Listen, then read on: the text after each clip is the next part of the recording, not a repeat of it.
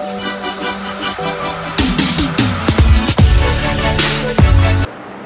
Students, कैसे हैं आप सब लोग। मैं चंद्र प्रकाश और आज ये 23 नंबर लेक्चर है। आज इस लेक्चर में हम लोग जो एसी हम लोगों ने ख़त्म कर लिया है। एसी में हम लोगों ने जो एसी चैप्टर है उसमें हम लोगों ने देखा कि किस तरीके से रेजोनेंस हम लोगों ने किया। इससे पहले वाले लेक्चर में 22 नंबर लेक्चर में अनुनाद जिसे बोलते हैं वो हमने किया और देखा हम लोगों ने। उससे पहले वाले लेक्चर में हम लोगों ने RC, RL, pure R, pure L, ये सब सारे सर्किट किए। तो आज जो ये लेक्चर है, आज इसमें हम हर तरीके के क्वेश्चन देखेंगे। और देखिए, क्रैश कोर्स का फायदा भी तो यही है कि आपको हर तरीके के क्वेश्चन, हर तरीके के कंसेप्ट, कम से कम समय में ज्यादा से ज्यादा कंसेप्ट और ज्यादा से ज्यादा क्वेश्चन हम लोग लेके आते हैं। ठीक है, तो चलिए ज्यादा टाइम ना लगाते हुए मैं आप लोगों को थोड़ा सा पहले फॉर्मूले मैंने रिवाइज करवाने के लिए लिख दिए हैं और क्वेश्चन मैं हर टाइप के क्वेश्चन लेके आ रहा हूं। एक बात मैं जरूर कहना चाहूंगा, पूरा लेक्चर अगर आप नहीं देख रहे हो, हर टाइप के क्वेश्चंस आप नहीं देख रहे हो, तो फिर मैं तो कहूंगा आप वीडियो अगर चालू कर दिए हो गलती से तो बंद कर दो।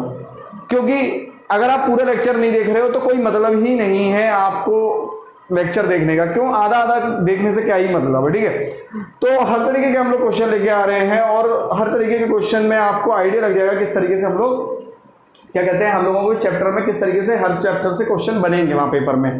ठीक है, अगर आपको फिर भी डिटेल में, देखिए मैं कोशिश करता हूं कि एक वीडियो में मैक्सिमम क्वेश्चन करा दूं और हर टाइप के क्वेश्चन करा दूं। फिर भी डिटेल में अगर आपको लेक्चर सारे चाहिए हो तो ये व्हाट्सएप पे आप इंक्वायरी कर सकते हैं नंबर पे जो दिया हुआ है, ठीक है, नीचे।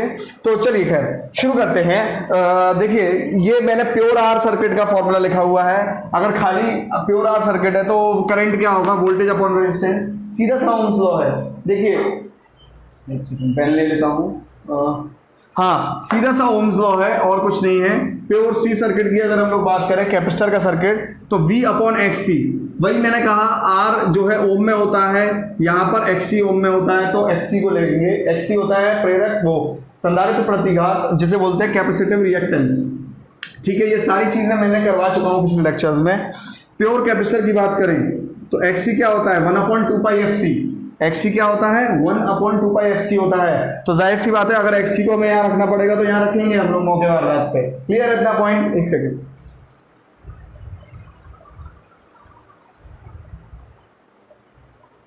प्योर एल सर्किट की बात करें तो प्योर एल सर्किट में भी करंट, देखिए करंट हर फॉर्मूले में करंट V अपॉन ओम ही होगा, V अपॉन ओम। तो यहाँ पर ओम क्या होता है, एल में प्रेरक प्रतिघात XL।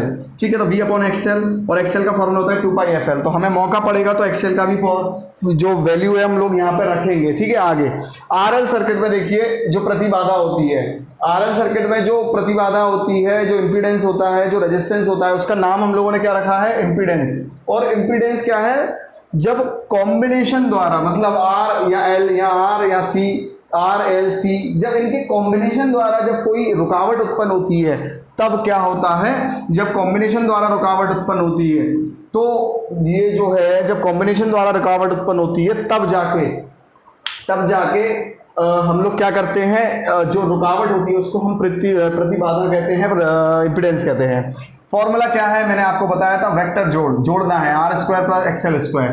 पिछले लेक्चर देखिए आप जरूर प्लीज, क्योंकि काफी बच्चों ने अनुनाद वाला लेक्चर जो है मिस किया हुआ है, जितना मेरे को समझ में आता है। काफी बच्चों ने नहीं देखा है, जो कि गलत बात है, क्योंकि वो लेक्चर इतना इंपॉर्टेंट है। मैं आपको बता दूं उसमें कई इंपॉर्टेंट बात डिस्कस हुई है और न्यूमेरिकल भी हुआ है। तो आप एक बार प्लीज 22 नंबर लेक्चर भी दोबारा जरूर देखिए, बहुत क्वेश्चन आते हैं उस लेक्चर से। ठीक है, V = VR² + VL²। अगर वोल्टेज है तो भी सम जोड़ देना है। और जोड़ कैसा, वेक्टर जोड़। मैंने आपको पिछले लेक्चर में और 21 और 22 लेक्चर में यही बताया है, जोड़ कैसा, ये फॉर्मूले याद भी करवाएं। ठीक है, तो मैं अभी बहुत ज्यादा डिस्कशन इन पे नहीं करने वाला हूँ। करंट वोल्टेज अपॉन ओम, और ओम में यहाँ पे क्या होता है, Z होता है, जाहिर सी बात है।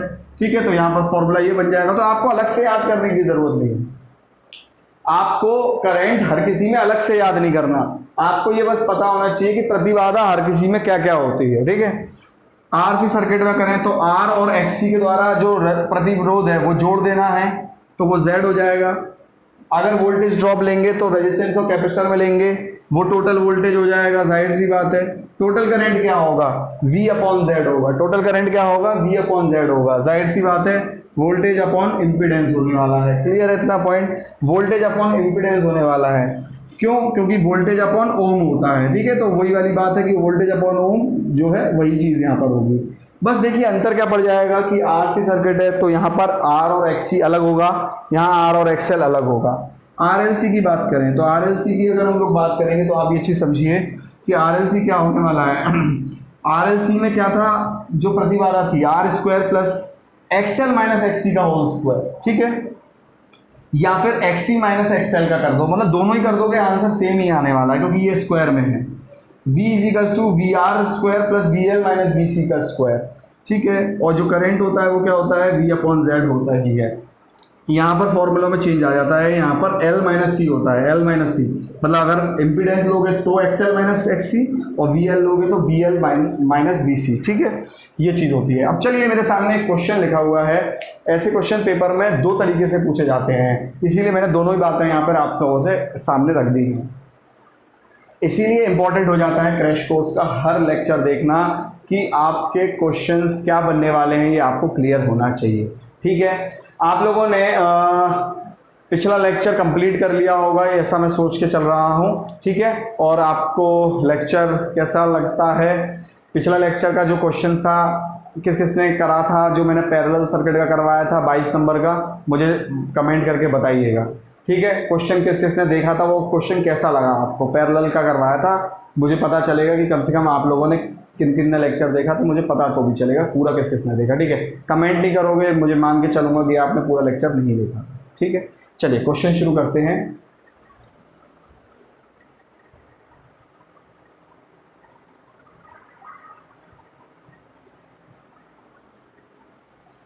अब देखिए यार यहाँ पे क्वेश्चन है क्या, क्वेश्चन की बात करें तो यहाँ पर एक वोल्टेज दिया हुआ है जो कि समय के इक्वेशन के फॉर्म में दिया हुआ है, मतलब समय के समीकरण में दिया हुआ है। क्या दिया है, 3 + 4 cos 3t, 3 + 4 cos 3t।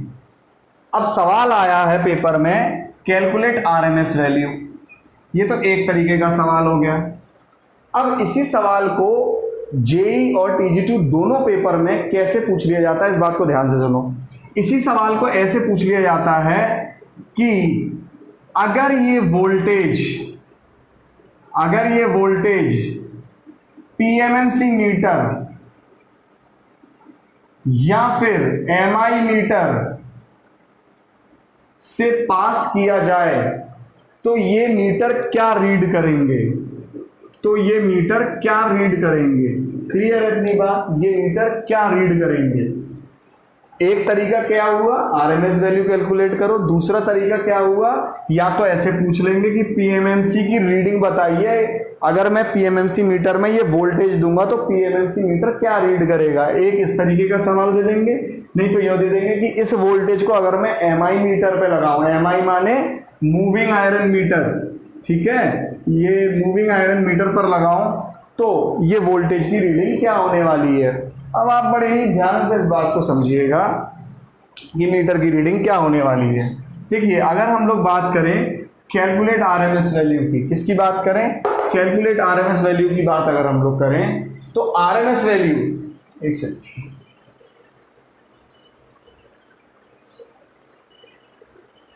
अगर हम लोग आरएमएस वैल्यू की बात करें तो अभी बड़े ध्यान से सुनना कैसे कैलकुलेट करते हैं।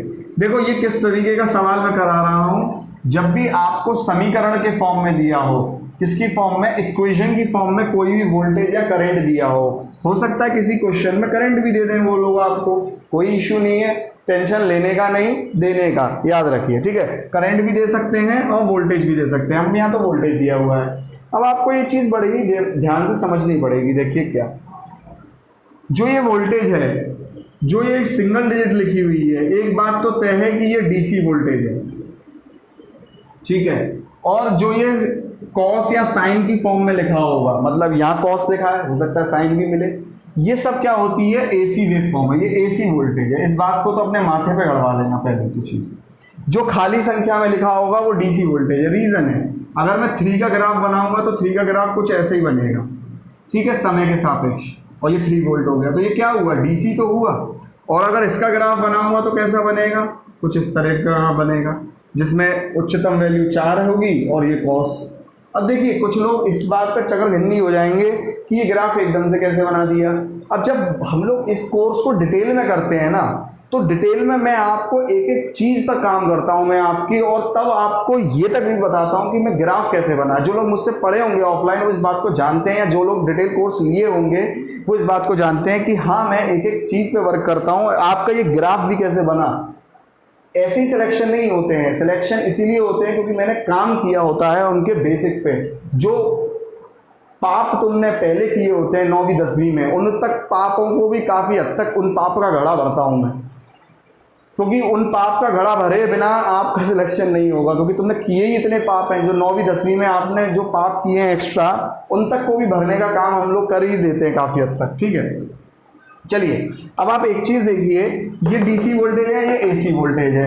एसी वोल्टेज का ग्राफ ऐसे बनेगा। अब आप बड़े ध्यान से सुनिए, हमें क्या करना है, आरएमएस वैल्यू कैलकुलेट करनी है। ठीक है, सबसे पहले बेटा मैं आपको एक बात यहाँ पर बता देता हूँ, बड़े ध्यान से सुनना। ठीक है, जिन्होंने मेरे पिछले लेक्चर देखे होंगे 21 और 22, वो इस बात को बहुत ही ज़्यादा अच्छे से समझेंगे कि मैं इसीलिए कह रहा हूँ हर लेक्चर देखना इंपॉर्टेंट है।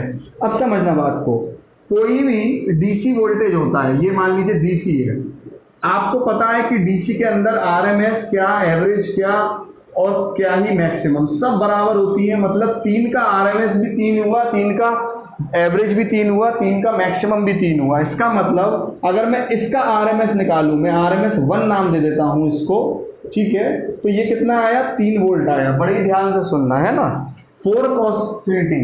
अब इसका आरएमएस निकालूं तो देखो दुनिया इस बात को जानती है कि इसका अगर आरएमएस मैं निकालूंगा तो ये जो होती है ये उच्चतम वैल्यू होती है, वी मैक्स बाय √2 फॉर्मूला होता है। अब वी मैक्स कितना है यहाँ पर, 4 भाई, जो साइन के साथ में लिखा होता है, मान लो 4 sin t लिखा हो या 5 cos t लिखा हो, मैं एग्जाम्पल दे रहा हूँ, ये सब क्या होती है, उच्चतम वैल्यू। आप मेरा एसी वाला लेक्चर देखना, मुझे एग्जैक्टली संख्या याद नहीं है एसी वाले लेक्चर की कौन सी है, उसमें लिखा होगा अल्टरनेटिंग करंट का इंट्रोडक्शन वगैरह कुछ करके, है ना। ये 22वां है तो हो सकता है 17, 18 या 19 वाला कोई हो। चौथा तो ये मैंने बताया है कि जो साइन या कॉस के साथ में लिखते हैं ये सब मैक्सिमम वैल्यू होती है जो साथ में लिखी हुई होती है। ठीक है, तो आरएमएस की वैल्यू क्या हो गई, इतने पोर्शन की आरएमएस वैल्यू क्या हो गई भाई, 4/√2 हो गई। तो एक आरएमएस ये रही, एक आरएमएस ये रही, मतलब 2 के साथ में हमने इसकी आरएमएस ये निकाल ली, इसकी आरएमएस ये निकाल दी। अब हमें क्या निकालना है, आरएमएस वैल्यू। तो जो टोटल आरएमएस होगा, टोटल वैल्यू होगी आरएमएस की, वो क्या होगी भाई, इन दोनों का जोड़ कर देंगे। अब बच्चा यही गलती करेगा, अब बच्चा क्या करेगा, 4/√2 किया, जोड़ हो गया। नहीं भाई, एसी का जोड़ कैसा जोड़, वेक्टर जोड़। बेटा बोलना पड़ेगा एक बार, एसी का जोड़ कैसा जोड़, वेक्टर जोड़। अरे गर्लफ्रेंड बुलवाती है तो तुम खूब चिल्ला चिल्ला के बोलते हो, हाँ, 2-2 बार नहीं 3-3 बार बोलते हो कि सुन नहीं रही हो तुम यार, है ये बात हो वो बात है। अरे यार तुम मेरे साथ क्यों नहीं बोल रहे, बोलो एसी का जोड़, बोलो वेक्टर जोड़। अरे बोलो यार, एसी का जोड़ माने वेक्टर जोड़, बोलो एसी का जोड़ माने वेक्टर जोड़। तो जोड़ खाली ऐसा नहीं रहेगा, summation will be vector summation. Okay, तो ये आप जब जोड़ोगे तो कैसा जोड़ होगा, वेक्टर का जोड़। मैंने वेक्टर का जोड़ बताया है आपको कि जब भी वेक्टर में ए और बी को जोड़ेंगे तो वेक्टर में ए और बी को खाली ऐसे नहीं जोड़ते, कैसे जोड़ते हैं, a² + b² का अंडर रूट करके जोड़ते हैं। बस अब यहां से जो भी आंसर आएगा वो आपकी टोटल आरएमएस वैल्यू हो जाएगी। ठीक है, अब समझिए यहां पर ये 2 क्वेश्चन जो मैंने बोले थे इनको पर भी मैं आता हूं। सबसे बड़ी बात समझिए, पहली ये टोटल आरएमएस वैल्यू हम लोग निकाल लेते हैं। ये कितना हो गया, 3 का स्क्वायर 9, और ये कितना हो जाएगा 4 √13 लगभग ये आंसर आपका आ जाता है, नहीं 1700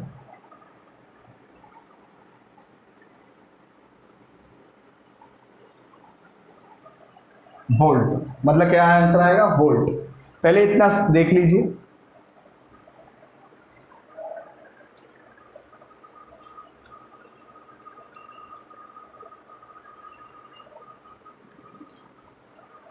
अब देखिए स्टूडेंट्स, सवाल पर चलते हैं। पीएमएमसी मीटर और एमआई मीटर, ध्यान से सुनना। सबसे पहले, वैसे तो ये मापक यंत्र का सवाल है, बट मैं यहाँ पर भी डिस्कस इसलिए कर ले रहा हूँ और वहाँ पर भी डिस्कस कर लूँगा, है ना। यहाँ पर डिस्कस इसलिए कर ले रहा हूँ ताकि कक्षा आपको छूटे नहीं। पीएमएमसी मीटर, पहली चीज़ तो आपको पता होना चाहिए क्या नापता है, एवरेज वैल्यू ओनली। क्या नापता है, एवरेज वैल्यू ओनली। और याद रखना इस बात को, अपने माथे पे, होठों पे, गाल पे, जहां घड़वानी हो घड़वा लेना।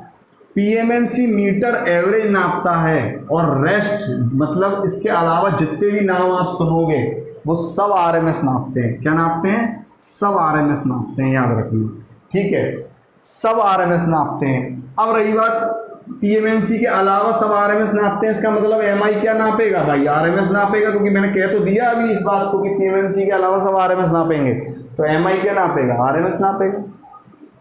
तो एक बात तो तय है कि अगर एमआई मीटर से ये वोल्टेज पास किए जाएं तो वो आरएमएस वैल्यू नापेगा, और आरएमएस वैल्यू हम लोगों ने निकाल ली और वो कितनी आएगी? √17 वोल्ट, ठीक है। इसका मतलब एक बात तो तय आ गया कि एमआई मीटर की रीडिंग क्या होने वाली है? 17 वोल्ट हो गई, रूट की 17 वोल्ट, ठीक है।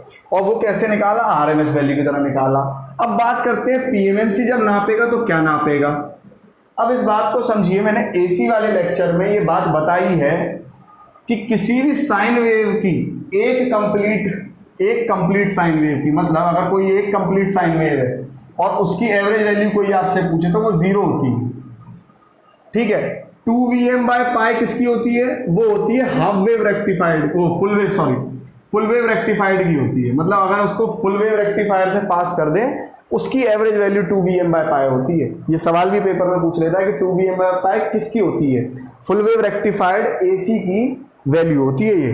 खैर, एक साइकिल के लिए एवरेज वैल्यू 0 हो जाती है। इसका मतलब एक बात तो तय है, इसकी एवरेज वैल्यू क्या हो गई? 0, क्योंकि कॉस या साइन में कुछ अंतर नहीं है। कॉस और साइन बस 90 डिग्री आगे पीछे हैं।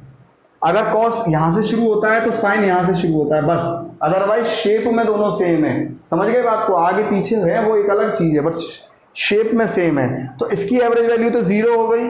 अब रही बात डीसी, तो मैंने आपको क्या बताया? डीसी में वही आरएमएस है, वही एवरेज है, वही मैक्सिमम है। इसका मतलब पीएमएमसी क्या रीड करेगा? यहाँ पे केवल 3 वोल्ट रीड करेगा, क्योंकि पीएमएमसी एवरेज रीड करता है। इसकी एवरेज वैल्यू 0 होनी है और 3 की एवरेज वैल्यू 3 होती है, क्योंकि हम लोगों ने अभी देखा है यहाँ पे। तो ऐसे करके एक सवाल में से मैंने आपको 3 सवाल यहाँ बता दिए। उम्मीद करता हूँ समझ में आ गया होगा। समझ में आ गया होगा तो ठोको लाइक, और अभी एक कमेंट करो कि समझ में आ गया आरएमएस वाला क्वेश्चन। क्लियर है इतनी बात? आपको कमेंट तो करना ही पड़ेगा भाई, ठीक है, वरना मेरी बैटरी जो है चार्ज नहीं हो पाती ना। चलिए मिटा दें इसको, मिटा देते हैं। अब चलिए स्टूडेंट्स देखिए, ये जो क्वेश्चंस हैं,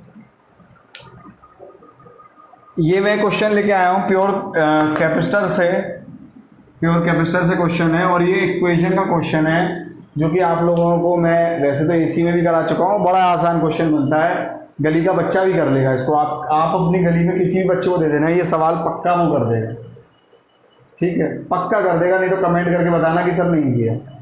आप देखिए, कंपेयर करो, कंपेयर गिवन इक्वेशन, जो मतलब इक्वेशन दी हुई है, given equation by standard equation, जो हमारी एक स्टैंडर्ड इक्वेशन थी। और इक्वेशन स्टैंडर्ड क्या थी? देखिए दी हुई ये है, और स्टैंडर्ड क्या है? स्टैंडर्ड इक्वेशन क्या है? स्टैंडर्ड इक्वेशन है E = Emax sin omega T. तो यहां से हमें क्या पता चला? Emax कितना है? 100। ओमेगा कितना है? 157। ठीक है, अब आप देखिए यहाँ पे इसने क्या पूछा है? आरएमएस और मैक्सिमम। तो मैक्सिमम का तो आंसर ये आ गया, मैक्सिमम वोल्टेज तो 100 वोल्ट है। आरएमएस वोल्टेज क्या है? 100/√2 आरएमएस का है। और अगर मैं बात करूं फ्रीक्वेंसी, ये पूछ रहा है, तो देखिए ओमेगा क्या होता है? 2πf = 157। अब आप लोगों को एक मैं बहुत प्यारी बात बता देता हूँ, मतलब देखो यही चीज़ है, मैं आपको बता रहा हूँ। मुझे पता नहीं आप लोगों को इन छोटी छोटी बातों पर ध्यान देते हैं कि नहीं देते। देखिए ये बहुत प्यारी बात बता रहा हूँ, कैलकुलेशन फास्ट करने वाली बता रहा हूँ, इससे बाहर सवाल बनता नहीं है, इसीलिए बता रहा हूँ, ठीक है। इसीलिए मैंने आप लोगों से कहा है कि लेक्चर पूरा देखिए। देखिए पाई क्या होता है? 3.14। अगर मैं इसे 100 पाई लिख दूँ तो ये क्या हो गया? 314। भाई पाई का मल्टीप्लाई 100 से होगा तो ये 314 हो जाएगा। 200 से मल्टीप्लाई होगा तो ये क्या हो जाएगा? 628। और अगर इसी को 100/2 कर दूं पाई, तो ये हो जाएगा 157। तो ये सब चीज़ें आपको पहले से पता होनी चाहिए, और ये तब आती हैं चीज़ें कि जब प्रैक्टिस कर लेता है आदमी। प्रैक्टिस करने के बाद आती है कि ये 100/2 मतलब 50 पाई को मल्टीप्लाई करोगे तो यही आएगा, और ये सब प्रैक्टिस से आता है। इसका मतलब मैं इसे 2πf तो लिख रहा हूँ, इसको मैं क्या लिख देता हूँ 100/2π। ये पता होना चाहिए। आपको क्या लग रहा है कि ये ऐसी आ जाती है ये चीज़ें? ये प्रैक्टिस से आती हैं, या फिर आपको कोई बताने वाला बंदा ठीक हो। इन सब चीज़ों को आप नोट डाउन कर लीजिए, कैलकुलेशन को फास्ट बनाती हैं आपके। बच्चा जो, अब आप देखिए 100 बच्चे निकले पेपर में से, 100 में से 20 कह रहे हैं भाई इतना टफ पेपर, भाई ये है पेपर में भाई हालत ख़राब हो गई, मैं तो सोता रहा, मैं रोता रहा।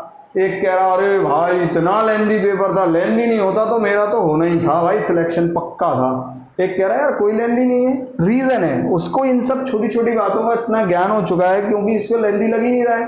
ठीक है, अब आप देखिए पाई से पाई कैंसिल हो गया, 2 से ये 50 हो गया, तो फ्रिक्वेंसी सीधी की सीधी 25 हर्ट्ज आ गई। तो ये सब छोटी छोटी बातें होती हैं ये सब, ठीक है, छोटी मगर मोटी बातें, है कि नहीं? कौन बताता था?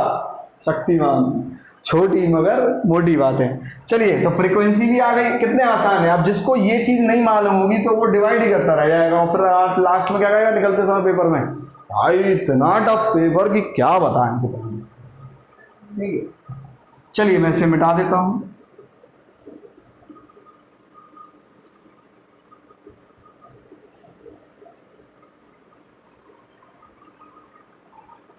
अगर आपकी फैकल्टी आपको बता दे रही है इन सब चीज़ों को तो आपको टेंशन लेने की ज़रूरत नहीं है साहब। ठीक है, अब आप देखिए यहाँ पर ये प्योर कैपेसिटर का क्वेश्चन है। ठीक है, प्योर कैपेसिटर लगा है सर्किट के अंदर। अब देखिए ये सवाल फिगर बना के भी आ सकता है और लैंग्वेज की टर्म्स में भी आ सकता है। लैंग्वेज में कैसे आता है, मतलब लैंग्वेज लिखी होगी, फिगर नहीं बना होगा, पर आपको बनाना होगा फिगर।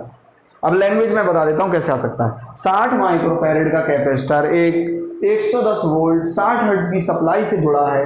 अब देखो वो यूं नहीं बोलेगा एसी सप्लाई से जुड़ा है, बोलेगा 110 वोल्ट 60 हर्ट्ज। अरे भाई तो जब 60 हर्ट्ज है, 50 हर्ट्ज है, जो भी है, जब उसकी हर्ट्ज हो गई इसका मतलब एसी हो गई। डीसी का तो कुछ फ्रीक्वेंसी होती नहीं है, से जुड़ा है। तब ज्ञात करें करंट का आरएमएस मान, तब ज्ञात करें संधारित्र प्रतिघात। जाहिर सी बात है एक्सी होता है संधारित्र प्रतिघात और करंट का मान हो गया। अब आपसे मैं इस बात को बोल देता हूँ, देखो भाई ये जो 110 दे रखा है ना, मैंने आपको किसी लेक्चर में, पिछले 2 या 3 लेक्चर में ये बता चुका हूँ कि जब भी आपको कोई वोल्टेज दिया जाए और उसमें ये ना लिखा जाए जब तक कि ये उच्चतम है या एवरेज है, तब तक तुम्हें उसे क्या मानना है, आरएमएस ही मानना है। तो इसका मतलब जो ये दिया है वो अपने आप ऑटोमेटिकली आरएमएस हो जाना है। ये ऑप्शन आपके दिए हैं, मैंने 2 ही लिखे हैं, ये तो 4 थे बट 2 ही लिखे हैं मैंने। ठीक है, अब आप देखिए बड़े ध्यान से यहाँ पे कि करंट का क्या होगा आरएमएस मान V/XC। अब V आरएमएस जाहिर सी बात है लोगे तभी तो यहाँ आरएमएस करंट आएगा।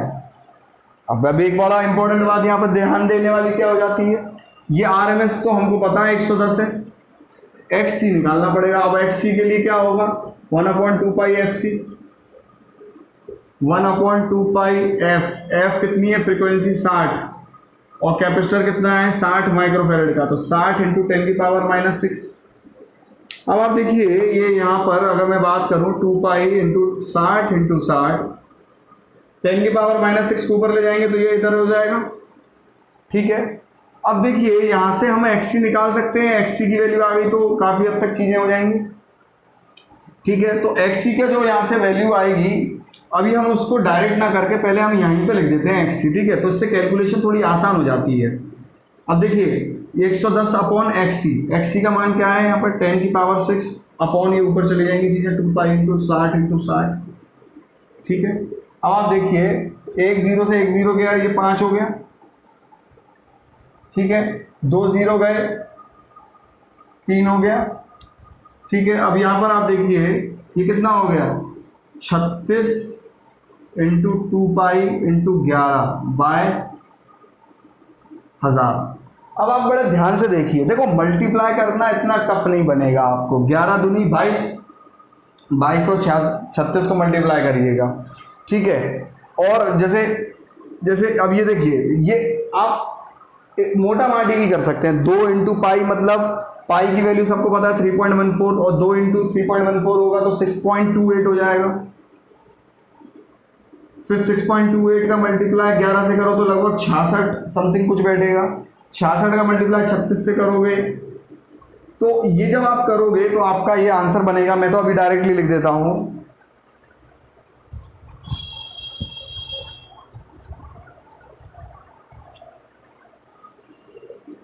ये 2.48 एम्पियर बन रहा है और ये 44.2 ओम बन रहा है। क्लियर है इतनी बात? तो ये था आपका प्योर कैपेसिटर से जुड़ा हुआ। सेम ऐसे ही प्योर इंडक्टर से भी जुड़ा हुआ बन सकता है आपका क्वेश्चन। इसको मैं मिटा देता हूं।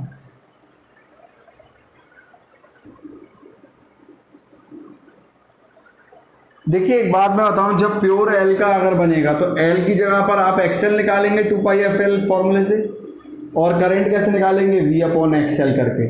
वहां हमने V/XC किया था। तो ये इन बातों का ही बस आपको ध्यान रखना है और कुछ खास ज़्यादा अंतर है नहीं, ठीक है।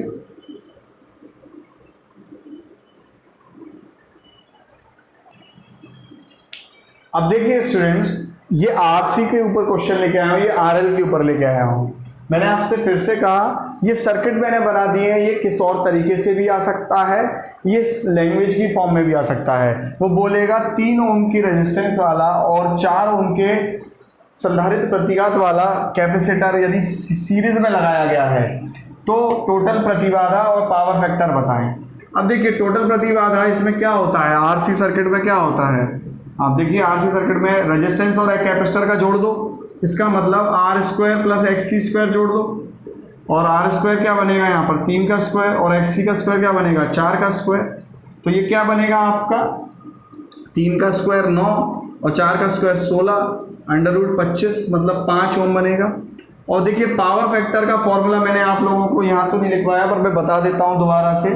मैंने आपको पावर फैक्टर के लिए क्या बोला, एक ट्रिक बताई थी कि नहीं बताई थी। PVR सिनेमा गए हो, PVR सिनेमा यार गए होगे, लखनऊ नोएडा इन सब जगहों पे PVR सिनेमा है। यहाँ PVR लिख दो, इन दोनों सबके आगे इक्वल टू लगा दो और इनके बड़े भैयाओं से डिवाइड कर दो। मतलब पावर का, एक्टिव पावर का बड़ा भाई कौन है, एपरेंट पावर मतलब टोटल पावर। यहाँ पर बस ये वोल्टेज की जगह पे तुम्हें R लिखना पड़ेगा, मतलब रेजिस्टेंस में वोल्टेज, और रेजिस्टेंस वोल्टेज का बड़ा भाई कौन है, टोटल वोल्टेज, और रेजिस्टेंस का बड़ा भाई कौन है, Z प्रतिबाधा। तो इन सब के बड़े भाई से डिवाइड करना है आपको, ठीक है। तो अगर हम बात करें पावर फैक्टर की तो यहाँ क्या लग जाएगा R/Z। तो R कितना है 3 और Z कितना है, अब ये आपका निकाला 5, ठीक है। तो आपका कितना आ जाएगा 0.6 पावर फैक्टर आ जाएगा। अगर पेपर में फिर भी आपसे एक चीज एक्स्ट्रा पूछ सकता है कि लीडिंग या लैगिंग, तो बेटा कैपेसिटर है यहाँ पर, कैपेसिटर क्या करवाता है, लीड करवाता है। कितना पावर फैक्टर हो जाएगा 0.6 लीडिंग हो जाएगा, याद रखना। आ जाइए एक RL पे सवाल है। RL पे सवाल दिया है कि एक इंडक्टर में बस इतना ही दिया है उसने सर्किट में। इंडक्टर में 3 वोल्ट, वो रेजिस्टेंस में 3 वोल्ट का वोल्टेज दिखाया है, इंडक्टर में VL दिखाया है और टोटल वोल्टेज 5 दिखाया है। तो वोल्टेज को लेके क्या है RL में, रेजिस्टेंस और इंडक्टर का वोल्टेज जोड़ दो, टोटल वोल्टेज कितना होगा, टोटल जो वोल्टेज है वो कितना होगा, इसके अंदर गया और इसके अंदर गया। इसका मतलब 3 का स्क्वायर प्लस VL का स्क्वायर, और ये अपने आप में कितना है, टोटल वोल्टेज कितना है 5।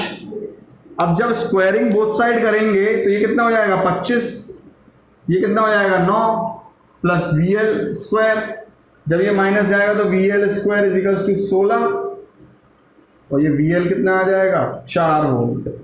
इसका मतलब वोल्टेज कितना है 4 वोल्ट है, VL कितना है 4 वोल्ट। एक RLC पे हम लोग सवाल कर लेते हैं, क्लियर है इतना पॉइंट, एक RLC पे सवाल कर देते हैं, इसीलिए ये क्लास इंपॉर्टेंट हो जाती है। कैसी लगती है क्लास आपको, प्लीज कमेंट करा करिए।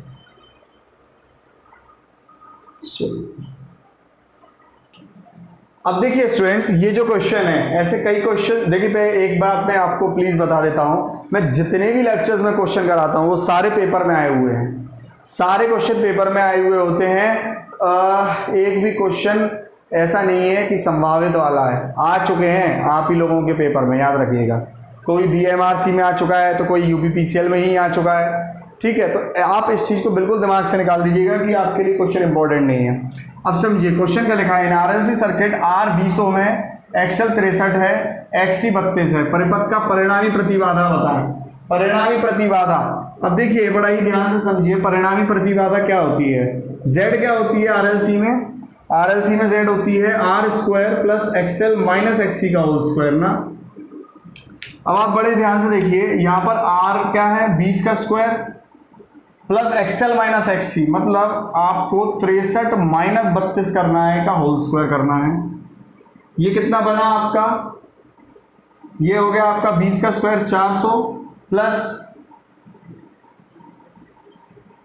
31 का स्क्वायर। अब देखिए कितना आएगा 400 प्लस 961 और ये बैठेगा 37, ये पूरा बैठेगा 37 हो, तो z क्या आया 37 हो। अब आप देखिए इसमें अगर वो हो सकता है पावर फैक्टर भी जोड़ के दे देता आपको, तो पावर फैक्टर क्या आएगा, आप सभी लोगों को मालूम है पावर फैक्टर क्या होता है r/z, पावर फैक्टर r/z होता है। तो r कितना है यहाँ पे 20 और z कितना है 37, तो 20/37 जो भी है पावर फैक्टर होगा। अब यहाँ पर एक और सवाल आ जाता है कि लीडिंग और लैगिंग होगा। देखिए जिसकी लाठी उसकी भैंस, इंडक्टर बड़ा है तो लैगिंग, और अगर कैपेसिटर बड़ा होता तो लीडिंग। तो यहाँ कैपेसिटर छोटा है, इंडक्टर बड़ा है, तो कैसा होगा लैगिंग पावर फैक्टर होगा। याद रखिए अगर ये बड़ा होता तो लीडिंग पावर फैक्टर होता। तो स्टूडेंट्स कैसा लगा लेक्चर मुझे कमेंट जरूर करिएगा, ठीक है। और जिसको डिटेल कोर्स चाहिए हो वो व्हाट्सएप पे जानकारी ले सकता है। Thank you and have a nice day. और एक और बात मैं जो लास्ट इंपॉर्टेंटली पढ़ाते पढ़ाते भूल गया, आप सभी लोगों का धन्यवाद कि 1000 सब्सक्राइबर हो चुके हैं। जब मैं ये आज लेक्चर बना रहा हूँ उससे एक दिन पहले 1000 सब्सक्राइबर हो गए। आप लोगों के इतने सपोर्ट के लिए बहुत बहुत तहे दिल से धन्यवाद, ठीक है। Thank you and have a nice day.